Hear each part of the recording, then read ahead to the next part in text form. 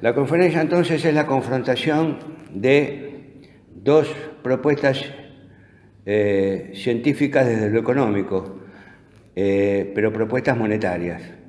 Karl Marx por un lado y Silvio Gesell por el otro. Les recuerdo que los dos vivieron en la segunda parte del siglo XIX, regía el patrón oro. ¿Qué significa el patrón oro?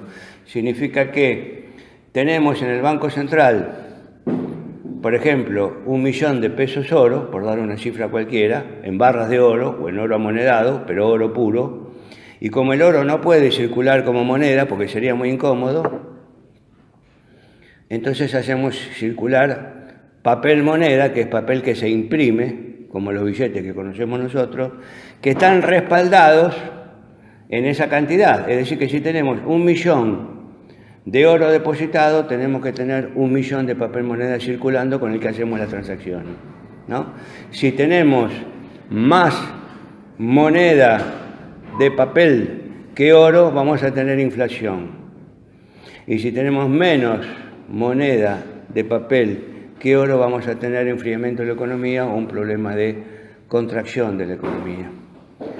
El error que descubrió Silvio Gesell y que no lo descubrió Marx fue que en realidad la moneda convertible le hace daño a la economía, porque el papel moneda que circula, al estar relacionado con el oro, ¿qué pasa si crece el Producto Bruto Interno? Tendríamos que imprimir moneda para que la gente lo pueda comprar. Y si falta moneda, entonces la economía se cae, porque tenemos más Producto Bruto que moneda circulante. Eso fue el descubrimiento que hizo Silvio Gesell. Por eso Silvio Gesell dice que la convertibilidad no sirve, lo que sirve es la inconvertibilidad. Entonces, la relación de la moneda que circula tiene que estar relacionada no con el oro depositado, sino con el crecimiento o decrecimiento del Producto Bruto Interno. Esa sería la lógica de la economía monetaria. Marx no se dio cuenta de este problema y Silvio Gesell sí se dio cuenta. El primer título que vamos a analizar es el dinero como intermediario de los cambios. El punto que voy a hablar ahora tal vez sea el único punto en donde ambos economistas o autores, porque Silvio Gesell escribió su libro Libre Moneda y también escribió Libre Tierra, que analiza la economía desde un punto de vista natural. Marx dice que las mercaderías le transmiten valor al dinero, y es correcto que así lo exprese. Gesell también lo dice de la misma manera. Y yo, para refrendar este tema, para que se explique mejor, a mis alumnos en la Facultad de Ciencias Económicas les hablo de una metáfora que me inventé alguna vez para que se comprenda mejor cómo es que es esta relación, que yo lo llamo el efecto espejo. Si yo tengo un espejo delante mío y levanto mis cejas, se va a reflejar mi imagen en ese espejo, las cejas se van a levantar. Si yo hago una mueca, sea para la izquierda o para la derecha con mi cara, se va a reflejar también en el espejo. De la misma manera que mi cara se refleja en el espejo, el valor de los bienes se refleja en el dinero. Es decir, el dinero lleva y trae valor, pero el dinero no tiene valor en sí mismo. El valor lo tienen los bienes, porque en la relación que yo tengo con el espejo, el poder ontológico lo tengo yo. Recordemos que la ontología es esa parte de la filosofía que estudia el ser y la esencia de las cosas. En la relación que yo tengo con el espejo, el que domina, el ser, la esencia, el poder ontológico lo tengo yo, no lo tiene la imagen reflejada en el espejo. De la misma manera pasa entre los bienes y el dinero. El poder ontológico no lo tiene el dinero, lo tienen los bienes. Entonces el dinero lo único que hace que es trasladar el valor o reflejar el valor que existe en los bienes. Y para que se entienda mejor esto, voy a acudir a otro ejemplo que es un poco extremo, pero en didáctica, en pedagogía, cuando los ejemplos son extremos se entienden mejor. Hay dos economías. En una solo existen bienes y servicios esenciales para la vida, pero no conocen el dinero. En esa economía va a funcionar con el trueque. Va a ser lento el proceso económico, pero nadie va a padecer, nadie va a morir de hambre, nadie va a tener frío. va a haber bienes. En la otra economía conocen el dinero, pero no tienen bienes. Por lo tanto, yo tengo entendido que si en esta economía que solo conocen el dinero, si me lo como porque tengo hambre, esos billetes me van a intoxicar. Tengo entendido que la tinta y el papel no nos hacen buena la digestión. Y si yo coso todos los billetes para abrigarme del frío, sucede que me voy a morir de frío porque los billetes no van a cumplir con su cometido. Por lo tanto, con esto queda demostrado que el dinero en sí mismo no tiene valor, el valor lo tienen los bienes. Y si el dinero, que es el capital principal a través del cual se calcula el interés, si el dinero no tiene valor, el interés tampoco lo tiene, porque es un sucedáneo, porque depende del principal. Si el principal no tiene valor, el que depende de él tampoco lo tiene. Marx explica el funcionamiento de la cantidad de dinero y sobre todo de la velocidad de circulación del dinero. Y esto le explica, miren, yo les digo una cosa, si quieren tomar nota para corroborar cosas que yo voy a decir número de capítulo, nombre del capítulo y hasta número de página, para que vean de dónde saco yo las cosas. Yo me manejo con el libro, los 3 tomos del libro de Marx, del Fondo de Cultura Económica de México, séptima reimpresión 1973, de la segunda edición en español de 1959. Lo compré hace 50 años, cuando yo era un estudiante de Ciencias Económicas. Son 3 tomos. Marx explica el funcionamiento de la velocidad del dinero. ¿Qué significa esto de la velocidad del dinero? A ver, supongamos que tenemos en un mercado, concurren un montón de personas, pero definamos 3. La persona A, la persona B y la persona C. A la persona A, que tiene 1.000 pesos, le interesan los productos que vende la persona B. Por lo tanto, los 1.000 pesos que pasan de la persona a través de una compra que vale 1.000 pesos, pasan a la persona B. A la persona B le interesan productos de la persona C. Por lo tanto, los 1.000 pesos que tenía la persona A y pasaron a B, de B pasan a C. Pero este aquí que a la persona C le interesan los productos que tiene la persona A y que también valen 1.000 pesos. Por lo tanto, los mismos 1.000 pesos que la persona A le pasó a la persona B, que la persona B le pasó a la persona C, vuelven al origen de la persona A, porque la persona C le compra productos a la persona A. Quiere decir que hicimos 3 operaciones por 1.000 pesos cada una. Los economistas van a contabilizar 3.000 pesos en total, para lo cual solo se precisó un solo billete de 1.000 pesos. Eso es, en este ejemplo, como queda demostrado la velocidad de circulación del dinero. Y hay una fórmula que consta en el libro de Marx, en el capítulo 3, que en resumidas cuentas es el cociente que existe entre el PBI y el M2. En el numerador el PBI y en el denominador el M2. No se asusten, ya les voy a explicar qué es el M2.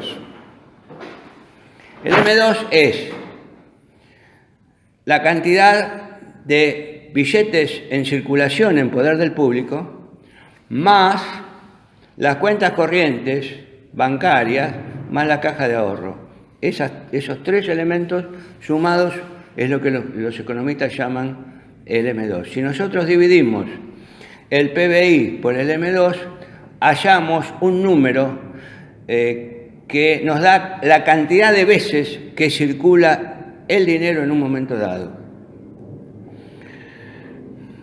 Pero Marx, al analizar el problema de la velocidad de circulación y la cantidad de dinero, no se da cuenta de algo.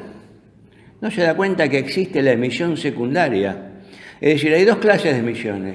La emisión primaria que hace el Banco Central, cualquier banco central, en este caso la República Argentina. La emisión primaria no es otra cosa que un billete físico que imprime. Acá lo tengo, moneda contante y sonante. ¿Por qué digo contante y sonante? Porque lo puedo apercibir por mis sentidos. Lo puedo morder, No me va a gustar el gusto que tiene, pero lo puedo morder, lo puedo oler, lo puedo tocar, lo puedo escuchar. Se percibe por los sentidos. Eso es emisión primaria, moneda real. La emite el Banco Central, solamente el Banco Central. Pero lo que pocos saben, o casi nadie sabe, que los bancos, a través del multiplicador monetario, crean moneda, que no es esta que se percibe por los sentidos. Es moneda virtual entre la relación que existe entre los depósitos y los encajes fraccionarios. Los encajes fraccionarios es cuando un banco recibe un depósito y el 20%, por ejemplo, le dice el Banco Central que lo tiene que guardar para reservarlo por si hay una corrida bancaria. Ese 20% lo tiene que reservar, no lo puede prestar, presta el 80%, ese 80% se da como crédito, se presta en el mismo se deposita en el mismo banco o en otro banco a través de un pago y el banquero vuelve a hacer la misma relación, el 20% de 800 no lo puedo prestar, lo tengo que guardar, pero el resto sí lo puedo prestar. Pero el secreto de esto, ¿dónde está para la creación del dinero? Que cuando el banquero presta plata, no entrega dinero físico emitido por el Banco Central, me entrega un papel donde dice que me da un crédito y me abre una cuenta corriente, una caja de ahorro. Dice que me da dinero, pero no me lo da. Entonces crea un activo que es la relación crediticia que tiene el Banco Central con el prestatario y a su vez crea un pasivo porque le deposita al prestatario el dinero que dice que le presta. Esa relación hace que el dinero se fabrique de manera tal que se puede replicar hasta 10 o 20 veces según sea el porcentaje de encaje fraccionario que existe. Por eso cuando los economistas de la tele le dicen a los periodistas que le ponen el micrófono, mire, hay que decir al Banco Central que no imprima porque crea inflación, pero no te dicen que los banqueros también la crean. Tal vez los economistas están pagados por los banqueros para ocultar esa información. ¿Saben cuál es el multiplicador hoy de creación de dinero? 4 veces. Es decir, por cada peso que el Banco Central emite en forma constante y sonante, los banqueros lo multiplican por 4. Y eso no crea inflación. Si la inflación viene de la parte monetaria, como suelen decir, eso no crea inflación, ¿por qué se lo callan? Marx dice que la única función del dinero es ser intermediario en los cambios. Capítulo 3, tomo 1. Para Marx, la única función del dinero es ser intermediario en los cambios. Y Marx se olvida la función del poder que tiene el dinero. El que tiene el dinero tiene poder, compra voluntades. Y si no, díganme por qué siempre el poder mundial se ha preocupado porque el presidente del Banco Central sea un acólito de sus intereses. En cambio, Silvio Gesell le agrega el tema de la prensa y el horno. ¿Qué significa la prensa y el horno? Como Silvio Gesell no quiere la moneda convertible, sino la moneda inconvertible, la moneda que no tenga un fondo de reserva áureo o de plata o lo que sea, entonces Silvio Gesell dice, necesitamos, cuando falta dinero hay que imprimirlo, si es que la velocidad de circulación no da abasto. Y cuando sobra dinero hay que hacer funcionar el horno y quemarlo, para que la economía esté en equilibrio. Si sobra dinero y la oferta de bienes y servicios no lo puede absorber, aparece la inflación. Y si falta dinero y con lo que falta no se puede comprar el Producto Bruto que existe, aparece la contracción económica, aparece la recesión. Y Gesell, como en su tiempo existía la convertibilidad, nos decía, si nosotros tomamos un balde lleno de monedas de oro en la época de los romanos y lo depositamos, lo enterramos, sin ninguna protección, sin ningún nylon, sin nada que lo cubra. Simplemente le echamos tierra encima y lo guardamos durante todos los siglos que hay, desde la época de los romanos hasta el siglo XIX, época de Gesell y Marx. Y lo destapamos en el siglo XIX. El oro es inalterable, no va a perder valor. En cambio, los bienes que se ofrecen tienen fecha de vencimiento. Cuando van a una farmacia y compran un remedio, ¿no tiene fecha de vencimiento? Cuando compran una manzana en una verdulería, ¿no se les pudre a la semana si no la guardan en la heladera y a las 2 semanas si la guardan en la heladera? Si compran carne, ¿no se les destruye también en algún momento por más que la pongan en el freezer? Y ni que hablar del pescado, y ni que hablar de los cereales que se depositan en los silos, porque las ratas se los comen, la humedad también los perjudica y el cereal se deteriora. Quiere decir que hay un desequilibrio entre la comparación de la moneda de oro, si se usa como economía monetaria, y los bienes. Entonces Silvio Gesell descubrió que el empresario, el comerciante, está apurado por vender porque se le pudre, se le destruye la mercadería. En cambio, el comprador que tiene el oro no está apurado, puede esperar siglos para comprar. Entonces lo que espera es que le bajen el precio y ahí es donde se destruye la economía. La inflación es un fantasma peor que el de la inflación, porque quiebra las empresas con la caída de los precios, quiebran las empresas y se originan los despidos. Entonces Gesell dice, tenemos que inventar un sistema donde la moneda también se destruya, al igual que los bienes con el paso del tiempo. Hay que ponerle fecha a los billetes. Así como los remedios tienen fecha de vencimiento, los billetes deberían tenerlo. Entonces dice, si yo tengo un billete de 1.000 pesos y sé que el billete lleva impreso una leyenda que dice el día 31 de diciembre de 2022 este billete pasa a valer automáticamente 950 pesos en lugar de 1.000, entonces uno ¿qué hace? Trata de sacárselo de encima comprando cosas. Y si uno trata de sacárselo de encima comprando cosas, acelera uno de los dos motores que tiene la economía, que es el consumo. El otro es la inversión. ¿Está? Entonces Silvio Gesell era un genio cuando descubre esa posibilidad que Marx no vio. Vamos a hablar ahora de la teoría del valor.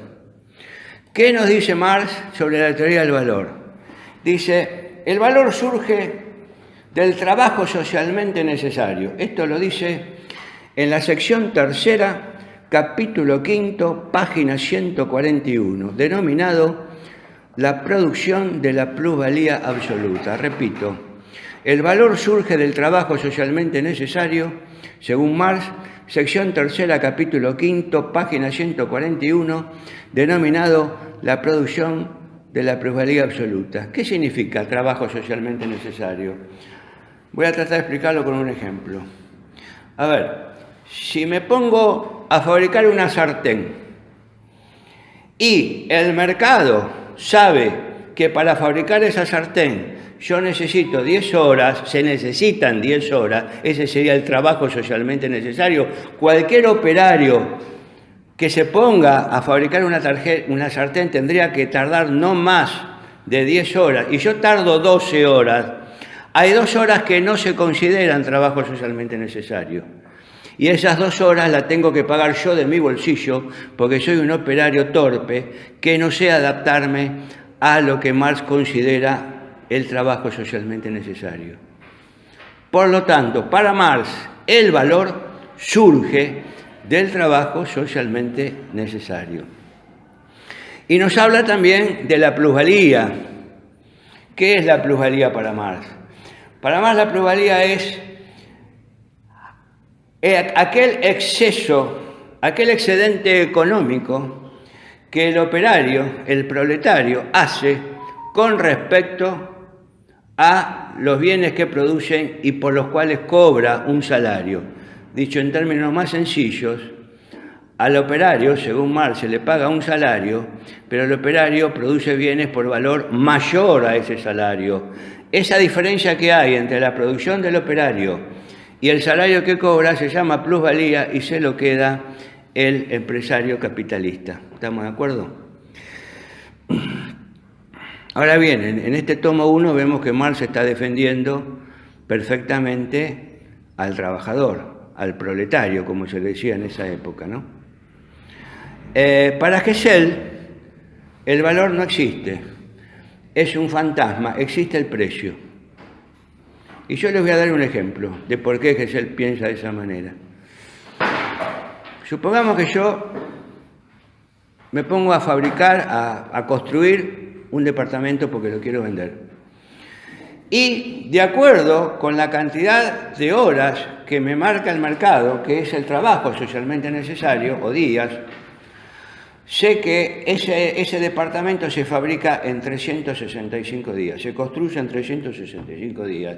Entonces yo sé que el valor de ese departamento está de acuerdo con esos 365 días y digo, pongo a la venta este departamento en $100.000, porque $100.000 es el equivalente a 365 días de trabajo socialmente necesario.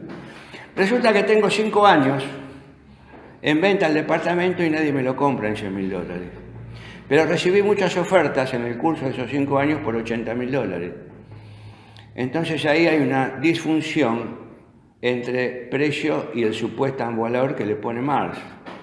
Desde el punto de vista de la economía, o de mi economía, ¿qué me interesa? Me interesa ver si puedo vender eso en $80.000 si me satisface el precio, ya que en 100.000 no se lo vendo a nadie. Entonces lo vendo en $80.000 y digo, bueno, aquí se equipara la curva de precio con el valor, por lo tanto el valor solo es un concepto académico, no sirve para la realidad económica. Lo que sirve es realmente el precio. El valor no existe. Gesell tenía razón, el valor no existe. Y yo les voy a dar mi propia definición de valor, que no quiero que la tomen como rajatabla, simplemente. Yo siempre le digo a mis alumnos lo siguiente: acostúmbrense a que el profesor les da a ustedes lo que él cree que es la verdad, porque el profesor siempre actúa de buena fe. Pero eso no significa que ustedes tengan que perder su propia capacidad mental para discernir si lo que el profesor está diciendo está acorde con su capacidad mental. Y eso les va a ayudar a que no sean trasladados como ovejas a un corral, como pretenden hacerlo algunos políticos que a veces han pasado por el poder en la Argentina. Para mí el valor surge de un consenso entre 2 o más personas. Un consenso. Si se ponen de acuerdo, habrá precio y habrá valor, que serán iguales. Caso contrario, no existirá. Vamos a hablar ahora del capital financiero. Porque Marx se ha preocupado excesivamente por establecer cuáles son las relaciones entre el burgués, capitalista industrial, y el proletario. Pero en el tomo 3, Marx empieza a hablar del capital financiero y la tasa de interés y la usura. Cuando habla de la usura, si bien la combate de una manera muy tibia, muy suave, hasta yo diría de una manera muy diplomática. Y por lo que les voy a decir ahora, ustedes se van a dar cuenta que aparentemente Marx está defendiendo el capital financiero. Es decir, que acá yo lo que descubrí en mi análisis, que hay una contradicción entre el tomo 1 y el tomo 3 de Marx. Fíjense. En el tomo 3 del capítulo 24, que se llama Exteriorización de la relación del capital bajo la forma del capital a interés, Marx explica el interés compuesto, pero no lo condena. ¿Qué es el interés compuesto? ¿Cómo? La capitalización de interés. Claro. Es el interés del interés, es la capitalización de interés. Es decir, ¿qué significa esto? A ver, si yo tomo una deuda, por ejemplo, de 1.000 pesos a una tasa baja, 6% anual, ya sé que no existe en la Argentina, pero no importa, supongamos. A los economistas nos gusta hablar de suposiciones. Supongamos que la tasa es el 6%. ¿Cuánto es el interés en un año? 60 pesos, ¿no es cierto? Quiere decir que si tomamos el interés simple, a 1.000 pesos le sumamos 60 y yo no pago ni el capital ni los intereses en el primer año y debo 60 pesos de interés y 1.000 pesos de capital. En el segundo año, cuando calculo el interés y sigo a interés simple, no a interés compuesto, en el segundo año voy a deber otra vez 60 pesos, sumado a los 60 del primer año, 120 pesos de intereses. más 1.000 pesos de capital. Y así hasta que pague la deuda. Es decir, en el interés simple no se calcula interés sobre interés. No se aplica esa palabra que ustedes, estudiantes de Derecho, conocen mejor que los economistas y que se llama anatocismo y que actualmente está legislada en el artículo 770 del nuevo Código Civil y Comercial, pero también existía en el viejo Código Civil de Dalmacio Vélez Arfield. Y también existe el anatocismo en la Ley 11.683 de procedimientos tributarios, donde la AFIP, si no le pagás en términos de seguir debiendo, te capitaliza los intereses que no pagaste y te cobra anatocismo. Y el anatocismo es lo que corresponde al interés compuesto, porque ¿cómo funciona el interés compuesto?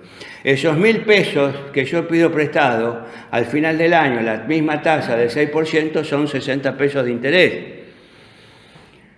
Pero como yo no pago la deuda, al cerrar el primer año, esos 60 pesos se capitalizan y se suman al capital. Entonces yo paso a deber 1.060. Sobre los 1.060 se calcula el nuevo periodo de interés del segundo año. Entonces voy a deber 63 pesos con 60, que es el 6% de 1.000 y el 6% de 60, para finalizar el segundo año. Y así sigo capitalizando por anatocismo, y entonces me da mucho más lo que debo. Yo hice un cálculo, que si hago ese cálculo en 50 años, si fuera la tasa de interés simple, y estaría debiendo 1.000 pesos de capital y 3.000 pesos de interés. Los 3.000 pesos de interés son los 60 pesos multiplicados por los 50 años. Es decir, que estaría debiendo 4.000 pesos en 50 años. Pero con el interés compuesto me da una cifra parecida a 18.500 pesos. Es decir, ahí tenemos creación del dinero de la nada también, por parte del sistema financiero. Es decir, que no solo me crean dinero por los encajes fraccionarios los banqueros, sino que me lo crean también con la tasa de interés compuesto. Y la tasa de interés compuesto destruye a la economía, porque con el interés compuesto el banquero se queda con el excedente económico que produce el capitalista industrial que tanto combatió Carlos Marx. Y Carlos Marx no atacó la tasa de interés como debería haberla atacado, y no dijo nada sobre las consecuencias nefastas del interés compuesto, cosa que sí lo dijo Silvio Gesell, porque para Silvio Gesell lo que dice que con la oxidación de la moneda va a circular, es decir, con ponerle fecha de vencimiento a la moneda va a circular tan libremente que no se va a precisar para nada pedir un préstamo, recurrir a un banco o pedirle por favor a un banquero que nos otorgue un crédito. Es decir, para Silvio Gesell el banquero no debería existir, porque sería innecesario. Y al descubrir esto, Silvio Gesell ahí tiene la explicación de por qué lo clausuraron, de por qué le dijeron: señor, usted desaparezca del mundo porque usted es un peligro para nuestros intereses. Entonces Silvio Gesell le hace un ataque violento al interés y a la usura, cosa que aparentemente Carlos Marx no lo hace. Marx dice en la página 347, capítulo 22, tomo 3, Marx dice que los préstamos se toman exclusivamente para inversiones productivas. Ese capítulo 3 se llama División de la ganancia, tipo de interés, cuota natural del tipo de interés. Y Marx no advirtió que hay una separación entre el capital financiero y el productivo. Y en esa separación nace la especulación. Miren, posterior a Marx, en el 15 de agosto de 1971, cuando Estados Unidos emprendió la guerra con Vietnam, se produce un quiebre de la convertibilidad monetaria que procedía del acuerdo de Bretton Woods. ¿Qué decía el acuerdo de Bretton Woods? Año 1944. Decía: tanto oro hay en el fuerte de Fort Knox en Estados Unidos, dependiente de la Reserva Federal, tantos dólares tiene que haber circulando. Sistema convertible, sistema de patrón, de moneda patrón. Y la relación era $35 la onza Troy de oro. Ese era el tipo de cambio. ¿Qué significaba esto? Que si yo tenía $35 en la mano y me presentaba en el Banco Central estaba obligado a entregarme una onza Troy de oro. Y si yo tenía una onza Troy, el Banco Central estaba obligado a entregarme $35. ¿Por qué? Porque se suponía que la convertibilidad era exacta. Pero como consecuencia de la guerra de Vietnam, los Estados Unidos se vieron obligados a imprimir más dinero que el oro que tenían depositado. Se empezaba a crear la inflación en dólares. ¿Quién se dio cuenta de esta situación? Un señor muy vivo, el presidente de Francia, Charles de Gaulle, en ese momento. Y dijo, me parece que acá los yanquis nos están metiendo en un lío a los que tenemos dólares. Entonces, ¿qué hizo Charles de Gaulle? Y que después hicieron otros países del mundo. Le entregaban sus dólares a Estados Unidos y a Estados Unidos le tenía que entregar oro. Y veían los Estados Unidos que las reservas de oro del fuerte de Fort Knox bajaban, hasta que en un momento dijeron, se acabó, la convertibilidad no nos sirve. Se decreta la inconvertibilidad monetaria el 15 de agosto del 71, porque si no los Estados Unidos se quedaban sin oro. Entonces, con esto también, y trasladándonos un poco más a la época actual, nos vamos a dar cuenta de una cosa. Todos los sistemas de convertibilidad monetaria que se emplearon en el mundo, incluso en la Argentina, fallaron. Ni uno solo tuvo éxito. Y miren que en el siglo XIX y principios del siglo XX, por ejemplo, era vox populi la convertibilidad. ¿Por qué fallaron? Porque en la Argentina en los 90 el patrón era el dólar, la convertibilidad que implementó Menem y Cavallo era el dólar y los títulos públicos, ¿no es cierto? Ya está mal haber puesto los títulos públicos, porque teníamos que haber puesto, si queremos hacer una convertibilidad en serio, teníamos que haber puesto un metal precioso, no un papel firmado por el gobierno. Pero bueno, dejemos de lado eso. Existía convertibilidad en los 90. Un dólar valía un peso. Y vivimos los argentinos con esa fantasía durante 10 años aproximadamente. ¿Pero qué pasó? El error de los políticos es pensar que la convertibilidad que frena de golpe la inflación que venía de Alfonsín del año 88-89, la frena de golpe como un auto que le pone el pie en el freno y para de golpe, piensa que es la panacea que resuelve todos los problemas de Argentina, sobre todo el de la inflación. Claro, la inflación ya no existía, porque se respetaba la relación 1 a 1. Pero como no se atacaron las causas estructurales que promovían la inflación, que las causas no son solo monetarias, sino que también son estructurales, y a pesar de los economistas liberales, digo esto, que solo creen que son monetarias, solo creen que la emisión monetaria genera inflación y están equivocados. Entonces, como no se atacaron las causas estructurales, la inflación siguió después. Y como la inflación estaba contenida por la convertibilidad, estalló en una crisis del sector externo. Y después se tuvo que romper la convertibilidad, porque nos quedábamos sin dólares.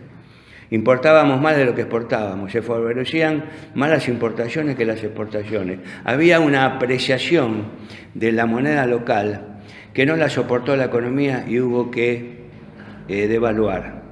Lo que se tenía que haber hecho era que la convertibilidad funcionara 2 o 3 años para parar la inflación, pero después salir de la convertibilidad, como bien decía Silvio Gesell, y pasar a una moneda inconvertible, pero bien administrada por el Estado, modificando las estructuras que producían la inflación. ¿Y a qué me refiero yo a esto? A que se tenía que haber dado importancia a la industria, que había desaparecido a partir del 24 de marzo del 76, y que en los 90 se le puso la frutilla al postre, cuando las pocas industrias que quedaron en los 90 desaparecieron. Entonces, de la destrucción industrial de esa época para acá, ningún gobierno le dio importancia al problema industrial argentino que estaba destruido. Y si no tenemos industria, No tenemos país, ya lo dijo Manuel Belgrano a fines del 1700, cuando era secretario del consulado. Lo que pasa es que a los patriotas argentinos no se les da mucha bolilla.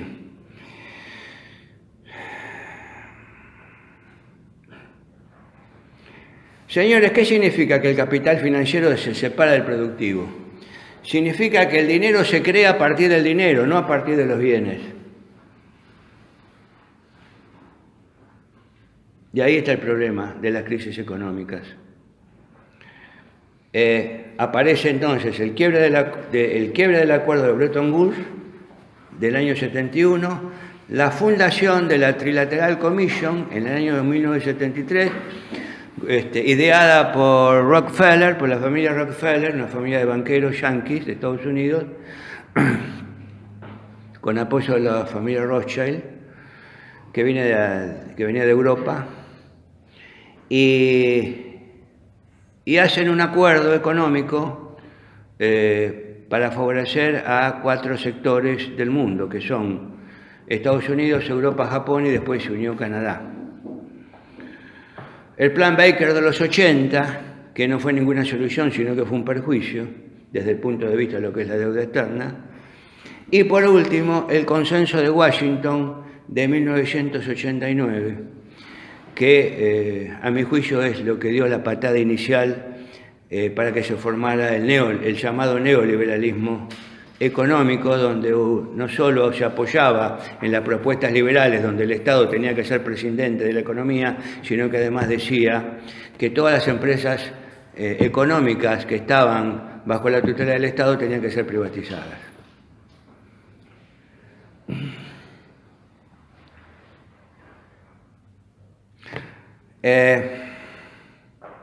Marx dice, entonces lo que dice Marx, que los préstamos se toman exclusivamente para inversiones productivas, está en un error, porque los préstamos también se toman para la especulación financiera. Y Marx entonces desconoce lo que se puede dar en la economía, que es el capital, el movimiento de capital como capital golondrina. ¿Qué significa esto? Supongamos que soy un inversor extranjero, pido un préstamo en un país de una tasa de interés muy baja, que puede ser Japón, puede estar Estados Unidos, puede ser Suiza, pero en la Argentina las tasas de interés son altísimas. Hoy están en un plazo fijo, están por ejemplo en el 47, 48% aproximadamente.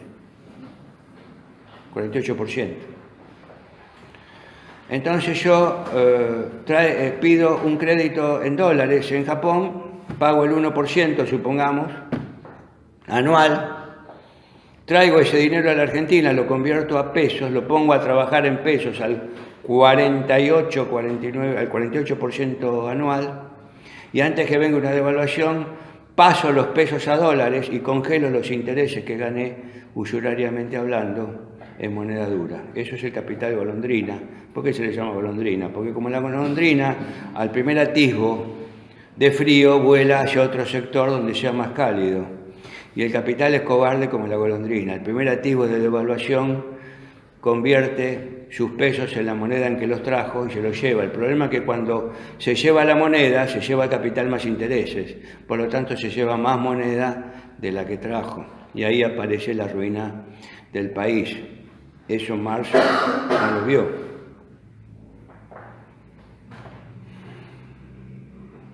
Marx dice que el interés se fija de acuerdo con las leyes de la oferta y la demanda.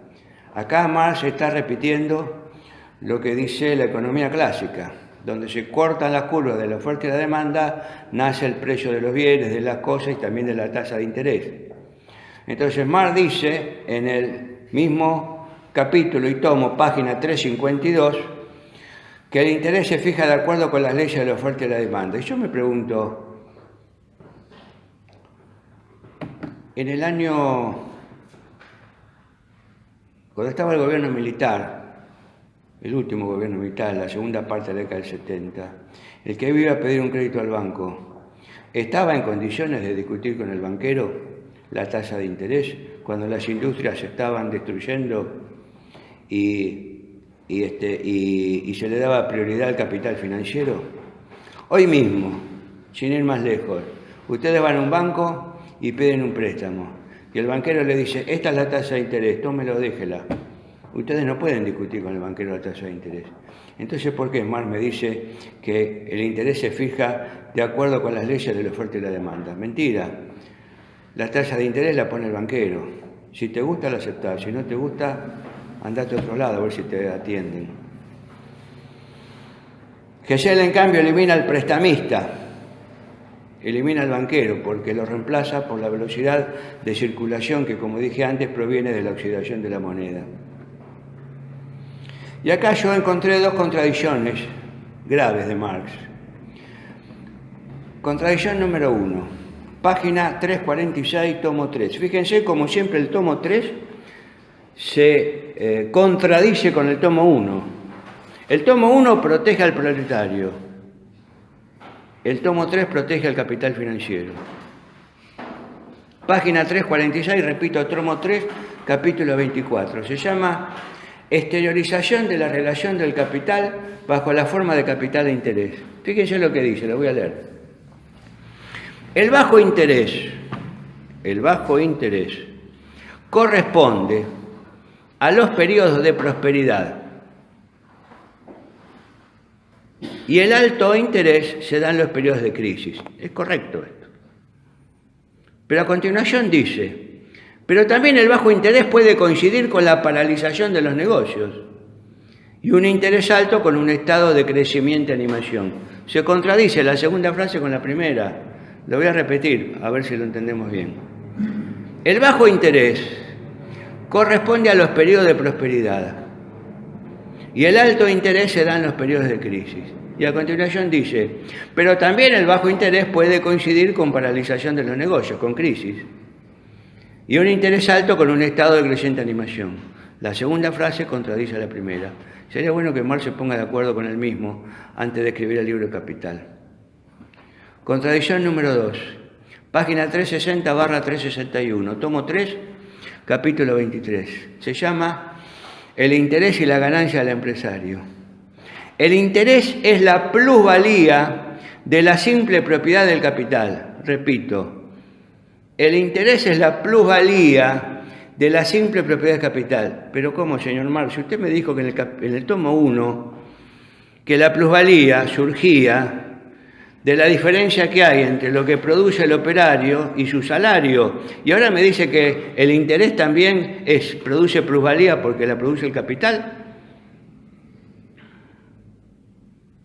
Hay que leerlo bien a Karl Marx, para darse cuenta de las cosas que dice. Marx define al interés como un hecho natural, hace una apología del valor del dinero. ¿Escucharon bien lo que digo, no?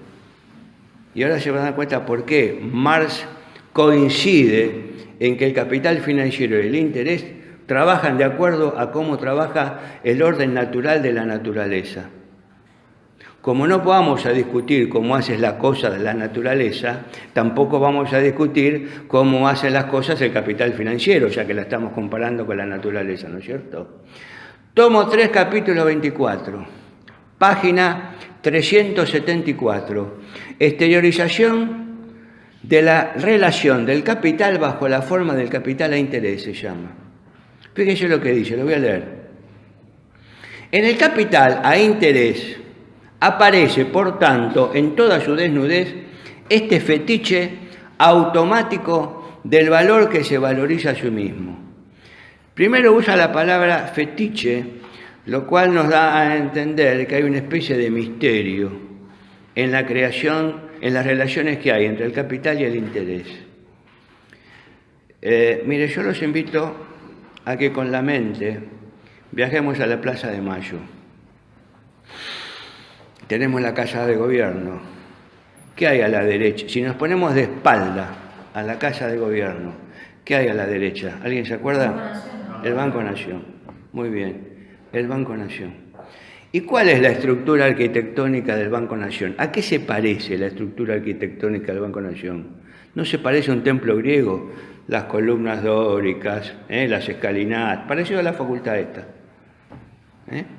¿Por qué? ¿Por qué todos los bancos que se hacían en los siglos XVIII, XIX se construían bajo esa estructura arquitectónica, dándole al pueblo el mensaje de decirle, miren, lo que pasa acá adentro es sagrado, ustedes no lo tienen que saber? Como le decían los sacerdotes del templo en la antigüedad, en la época de Cristo, en donde ellos, que eran los depositarios de la sabiduría, no le decían al pueblo esa sabiduría para seguir dominando al pueblo.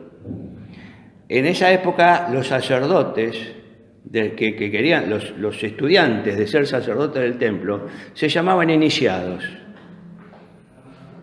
Los mismos sacerdotes del templo de aquella época, si los trasladamos a los banqueros de hoy, los vamos a llamar especuladores financieros. Es decir, que los iniciados de ayer son los especuladores de hoy.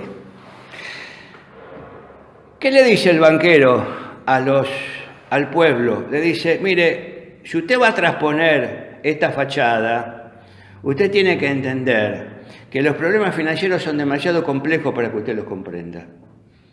¿Cómo va a entender usted el interés compuesto, la creación del dinero? Deje que eso lo manejamos nosotros. Usted trabaje, dedíquese a trabajar y nosotros manejamos el dinero. Y Marx acá nos está diciendo que el capital de interés aparece, por lo tanto, como un fetiche, como un misterio. Un fetiche automático del valor que se valoriza a sí mismo. Valor que se valoriza a sí mismo. Para Marx el dinero tiene valor. Pero ¿cómo? Si en el tomo 1 me decía que el valor surgía del trabajo socialmente necesario de un proletario que fabricaba una sartén, y ahora me está diciendo que también el capital tiene valor. Valor que se valoriza a sí mismo del dinero que alumbra dinero, sin que bajo esta forma descubra en lo más mínimo las huellas de su nacimiento. La relación social queda reducida aquí a la relación de una cosa, el dinero consigo misma. Como ocurre con la fuerza del trabajo, acá está comparando el dinero con la fuerza del trabajo ahora, Como ocurre con la fuerza del trabajo, el valor de uso del dinero se convierte aquí en fuente del valor. Para Marx, el valor de uso del dinero es fuente del valor. De más valor que en el que él mismo se contiene. Entonces acá está avalando la creación de la especulación financiera, del dinero que se fabrica a partir del dinero mismo, no a partir de los bienes, no a partir de la economía real. Se toma el dinero como un bien en sí mismo. Exacto. ¿Dónde está el trabajo ahí? Exacto. Como un bien en sí mismo. Cuando yo demostré en el efecto espejo que el dinero no tiene valor. Para Marx tiene valor.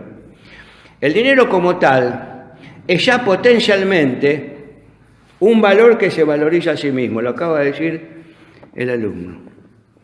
Y en calidad de tal se presta, lo cual es la forma de venta que corresponde a esta peculiar mercancía. Para Marx el dinero es una mercancía más, que se compra o se vende. Está avalando las diferencias de cambio y los cambios que se hacen cuando compramos dólares, cuando vendemos dólares. ¿Está? El dinero es una mercancía. El dinero tiene la virtud de crear valor. Para Marx el dinero es virtuoso. Yo pensé que para Marx era el trabajo del operario la virtud. Pero no, parece que el dinero también tiene una virtud para Marx. El dinero tiene la virtud de crear valor, de arrojar interés. Lo mismo que el peral tiene la virtud de dar peras. Bueno, acá cartón lleno. Acá Marx me está diciendo, mire que lo estoy leyendo del tomo 3 del libro El Capital, no lo estoy inventando esto, Acá Marx me está diciendo que el interés sale del capital financiero con la misma naturalidad que las peras salen del peral. Me está comparando el capital financiero con la naturaleza misma. Le está dando entidad natural a la función que existe entre la tasa de interés y el capital que la produce. Y en la página 375, mire que le doy el número de página a propósito para que vean que yo la saco del libro El Capital esto. Y en la página 375 dice, el engendrar dinero, interés y criatura, parece algo tan inherente al capital, bajo esta forma de capital dinero, como el crecimiento de los árboles. Acá me está poniendo otra vez a un hecho natural, como es el crecimiento de los árboles, como el interés que se desprende del capital financiero. Y para rematar el tema de los templos, en la página 373/374, tomo 3, capítulo 24, le da entidad misteriosa al capital financiero. Es decir, con esto Marx está diciendo, mira, vos sos proletario. Yo te estoy diciendo que vos sos proletario, no te metas en los temas de los banqueros, que vas a hacer lío con esto. Vos fabricá sartenes, dejá que el dinero lo manejamos nosotros, la tasa de interés la manejamos nosotros. Es muy complejo todo esto. Gesell, en cambio, a diferencia de Marx, como le dije antes, elimina de cuajo la tasa de interés, elimina la tasa de interés, elimina los préstamos, elimina al banco y elimina al banquero. Los hace totalmente innecesarios. Y a esta altura de estos acontecimientos que le estoy comentando, hay una cruel sospecha. Hay una cruel sospecha. Aparentemente, toda la teoría que ha elaborado el señor Marx no provino como una entidad autónoma de su inteligencia, de su cabeza, sino que fue inducida por el capitalismo financiero para crear un enemigo que lo pueda controlar. Porque si yo creo a mi propio enemigo, como yo lo creé, soy el padre de la criatura, yo puedo decidir lo que va a ser mi enemigo.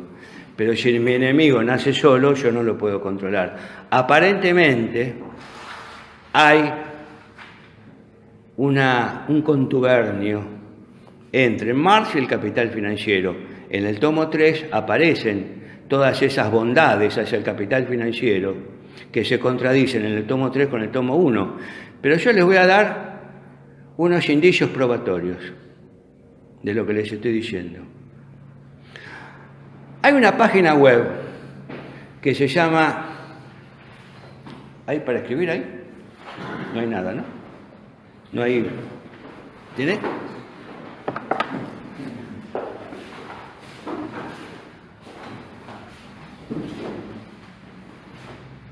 Gracias.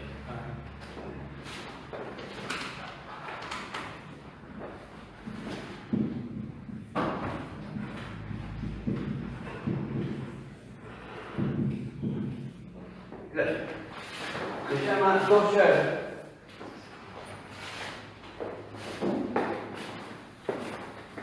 Bueno, ahí la tienen en el pizarrón. Se llama doser.com.ar. Yo les diría que no se metan, es peligroso. Yo voy a leer textualmente lo que encontré con referencia a lo que dice esta página. Hay un documento llamado La Sintonía Roja. Es un interrogatorio que se le hizo a Christian Raskowski. ¿Quién fue Christian Raskowski? Era un espía del comunismo, pero a su vez del capital financiero. Era un doble agente. Era un dirigente comunista de origen romano-búlgaro. Nació en agosto de 1873 y lo mataron los propios comunistas en septiembre de 1941.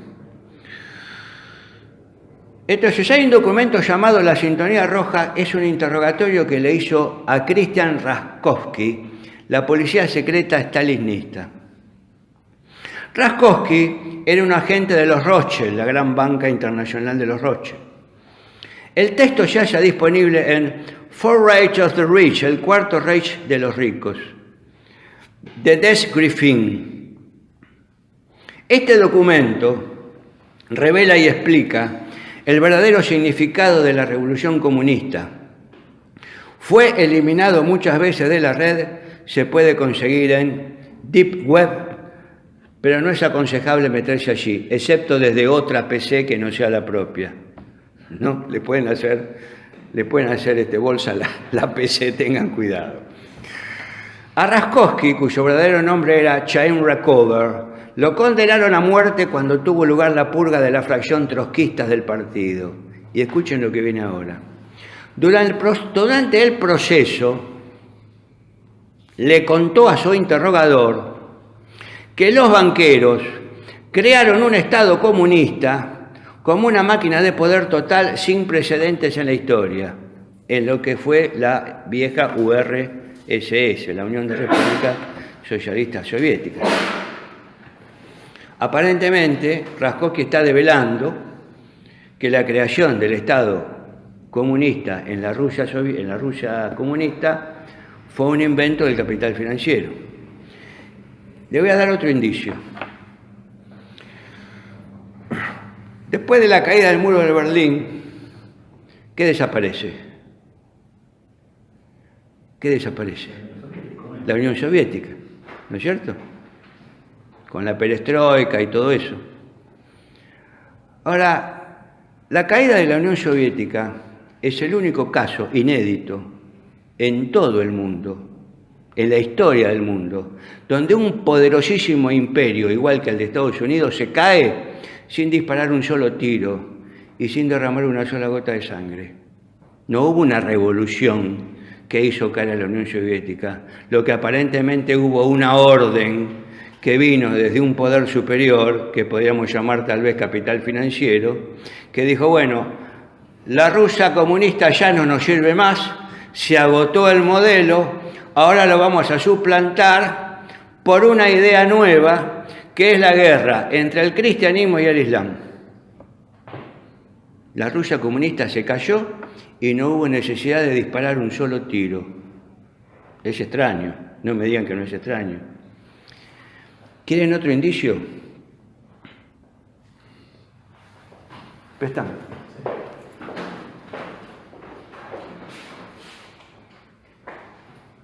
Gracias.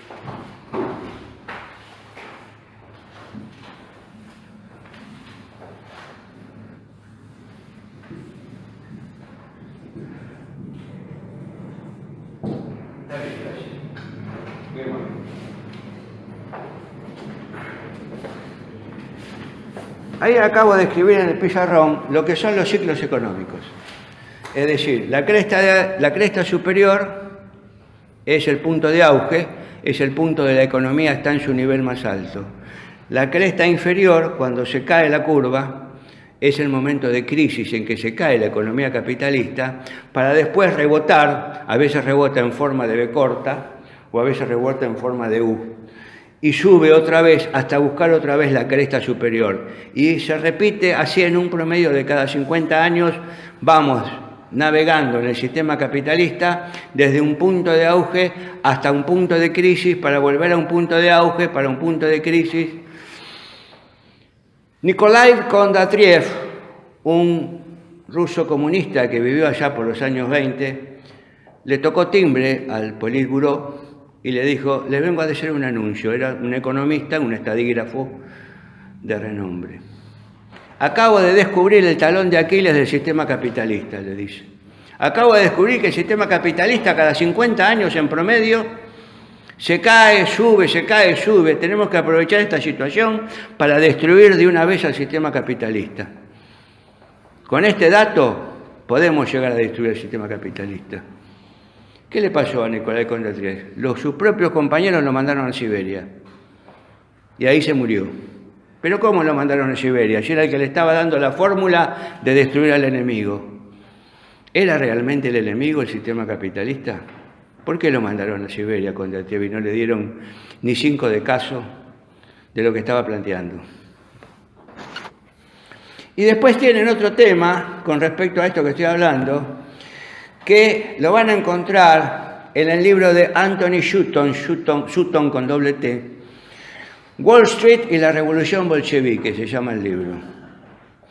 Resulta que había un banquero, en esa época, en la época de la Revolución Bolchevique, que nace en el año 1917, llamado Warburg, en Inglaterra, un judío inglés, que tenía algunos socios. Uno de ellos había un socio minoritario de Warburg, cuya hija estaba casada, ¿saben con quién? Con Trotsky. Es decir, que el banquero inglés era suegro de Trotsky.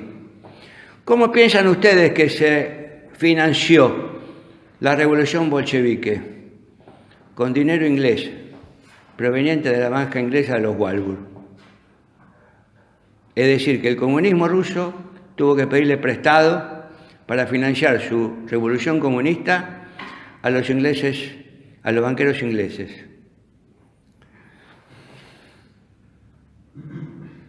Yo no digo que lo que se está planteando sea cierto en el sentido de que Marx sea un subproducto del capitalismo financiero, pero hay indicios que parecerían ser que así lo prueban. Solamente con mirar cómo se relaciona el tomo 1 con el tomo 3, sin todo esto que dije después, ya nos damos cuenta de que algo raro hay.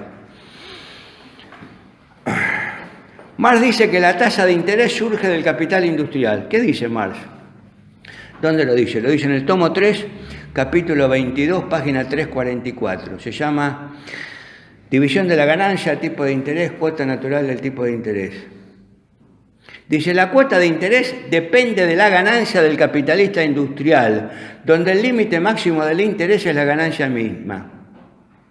Y en la página 345, la página siguiente, dice, el interés se halla regulado por la ganancia. Quiere decir que aparentemente, según Marx, hay una dependencia entre el interés y la ganancia, donde el interés depende de la ganancia del industrial. ¿Qué nos quiere decir Marx? Si hay ganancia, puede haber interés, ya que él dice que el interés depende de la ganancia, o que una parte de la ganancia del capitalista industrial responde a la ganancia del capitalista financiero.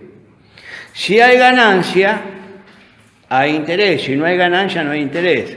A mí me hubiera gustado que Marx hubiera vivido en la década del 70, cuando los militares tomaron el poder y destruyeron a la industria argentina, donde no había industrias, directamente no solo no había ganancia, no había industrias, pero sin embargo la tasa de interés estaba por las nubes.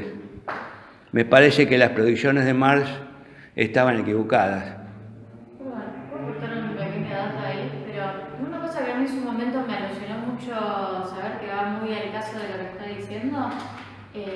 Tiene que ver con la persecución ideológica orientada que hubo dentro de la dictadura, que digo, hay algo que no es poco sorprendente, eso, es un poco extraño, sin afán de ofender a nadie, por la parte hay gente que vive en la dictadura acá, pero el Partido Comunista, por ejemplo, ha podido realizar congresos durante la dictadura, cosa que no así otros sectores que no tenían el mismo tratamiento, la misma relación de hostilidad con los sectores industriales, por ejemplo. El Partido Comunista ha podido realizar congresos dentro de la dictadura. Y también le puedo decir que cuando se secuestraban personas en esa época, no se secuestraban banqueros, se secuestraban capitalistas industriales. Ahí tienen otro indicio. Esto da que pensar, ¿no es cierto? Y no estamos hablando de política, estamos hablando de ciencia. Estamos haciendo conclusiones filosóficas y científicas sobre este tipo de propuestas marxistas. Es decir, porque yo todo lo que digo lo estoy sacando del propio libro El Capital de Marx, no lo estoy inventando. El interés es la relación entre dos capitalistas y no entre el capitalista y el proletario. Ahora, yo digo una cosa. ¿Ustedes son capitalistas industriales o son capitalistas, algunos de ustedes? Acá la señorita me dice que no. Y por las caras que veo en los demás compañeros, parece que tampoco. Pero ustedes manejan tarjetas de crédito, me imagino. Y ahí no hay una relación entre la persona que no es capitalista, que es un trabajador, que es un proletario, y el banquero, que es el capitalista financiero. ¿Por qué Marx me dice que la única relación que hay en el préstamo, en la relación, digamos, crediticia, es entre el banquero y el capitalista industrial? Ahora, cuando ustedes compran algo en un supermercado, supongamos, van al supermercado y compran medio kilo de queso. No digo un kilo porque es muy caro, pero por lo menos medio kilo por ahí sí lo podemos comprar, ¿no es cierto? Compran medio kilo de queso. Y ustedes se jactan de que nunca pagaron intereses porque nunca fueron al banco a pedir un crédito. Pero al comprar un kilo de queso, o medio kilo de queso, o un cuarto de kilo de queso, por ahí están pagando intereses. ¿Saben por qué? Porque el que fabricó el queso, dentro de sus costos, puso el interés del préstamo que le pidió al banquero para poder fabricar ese queso. Y al ponerlo en sus costas, lo trasladó a los precios. Y ustedes están pagando un interés de un préstamo que nunca tomaron. Entonces Marx se vuelve a equivocar cuando dice que la única relación que hay es entre dos capitalistas. Hay gente común que no son capitalistas, ni financieros, ni industriales, que pagan intereses. Bueno, y ni hablar el comercializador que le paga 60 días a 90 días al productor, que traslada ese precio del producto para después, con el dinero que se le cobra, no lo pone a trabajar. Tomo 3, capítulo 23. Marx dice no poder investigar las relaciones entre prestamista y prestatario porque cae fuera del campo de su investigación. Esto y Poncio Pilato es lo mismo. Se lavó la mano. Se lavó la mano. No quiere meterse perdió la oportunidad de poner en evidencia al capital financiero. En ese momento, en ese capítulo, lo tenía que haber puesto en evidencia. Dijo, no, esto cae fuera del ámbito de mi investigación. Yo no investigo las relaciones que hay entre el que presta dinero y el que lo pide prestado. Pero él, que es el rey de la lucha de clases, él que dijo que hay una lucha de clases entre el burgués y el proletario, ¿cómo es que no se dio cuenta que hay una lucha de clases también entre el capitalista financiero y el capitalista industrial? ¿Cómo es que no se dio cuenta que hay una lucha de clases entre diferentes capitalistas industriales entre sí? Porque no es lo mismo un empresario pyme que pelea contra una multinacional cuando compra o vende algo. O mismo las condiciones que un supermercadista, de los grandes supermercadistas, sin nombrar a ninguno, que le ponen condiciones al comerciante que quiere vender en ese supermercado, que quiere exponer sus productos en el supermercado. Y pierde acá más la oportunidad de criticar al usurero, porque al no meterse en las relaciones que hay entre prestamista y prestatario, no critica al usurero. Gesell dice que la riqueza no surge de la plusvalía, surge de la división del trabajo. Gesell simplemente con esta frase nos está diciendo, yo no creo en todo esto de la teoría del valor, de la plusvalía, no creo en todas estas cosas extrañas que me propone Marx. Y una frase célebre de Gesell es, así vino al mundo el gran perturbador de la paz, el interés. En realidad, para el sistema, para el establishment, para el poder financiero, para el poder mundial, el peligroso no era Marx, porque aparentemente lo inventaron ellos. El peligroso era Pierre-Joseph Proudhon. Y a Proudhon no se lo nombra. Ningún economista pone en sus libros a Proudhon, en sus notas, en sus citas, porque Proudhon era el verdadero socialista. Proudhon era un anarquista socialista revolucionario con las teorías que proponía. Ese era el peligroso para el poder mundial. No Marx, que en el tomo 3 defendía el capital financiero. Y como Silvio Gesell cita a Proudhon, Silvio Gesell también era peligroso para el poder mundial. Por eso dijeron, de esto no se habla ni de Proudhon ni de Gesell. Olvídense de esos dos nombres, ningún economista lo va a nombrar, ningún autor lo va a poner en sus libros, esos dos tienen muerte en vida. Un economista de renombre dijo, la aplicación del principio de Gesell de la circulación de la moneda sacará a la nación de la depresión en el término de 2 o 3 semanas. Irving Fisher, un economista norteamericano. Miren, si el problema de las hipotecas subprime del año 2017-2018, en lugar de haber emitido toda esa fabulosa cantidad de dinero, le hubieran puesto fecha de vencimiento a los dólares, enseguida hubieran salido de la crisis con la teoría de la oxidación de Silvio Gesell. Lo mismo hubiera pasado con el problema que tuvo Europa en la misma época. Extracto del edicto del rey de Francia, fechado el 21 de mayo de 1720. 1720. Habiendo solicitado el rey a su consejo el análisis de la condición a la que había quedado reducido el reino antes del establecimiento del banco, a fin de que pudiera compararla con su situación actual, al rey le ha parecido que el elevado tipo de interés del dinero había hecho más daño al reino que todos los gastos en que había incurrido el rey anterior durante sus diversas guerras. Esto lo saqué de un libro de un banquero inglés del año 1600, 1700, Henry Thornton se llama, en una nota chiquitita que aparece en ese libro, pero para mí es una nota grandiosa. Y por último, les voy a leer algo.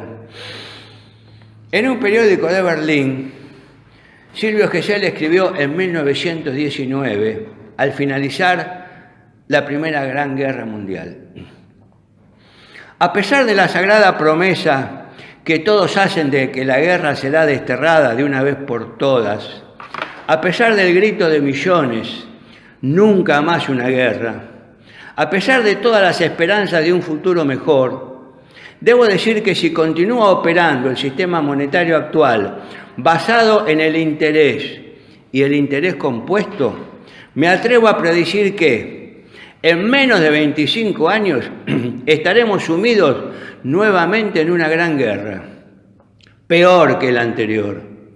Puedo anticipar con claridad cómo se desarrollarán las cosas, dado que el grado actual de avance tecnológico no tardará en traer consigo un rendimiento récord en la industria.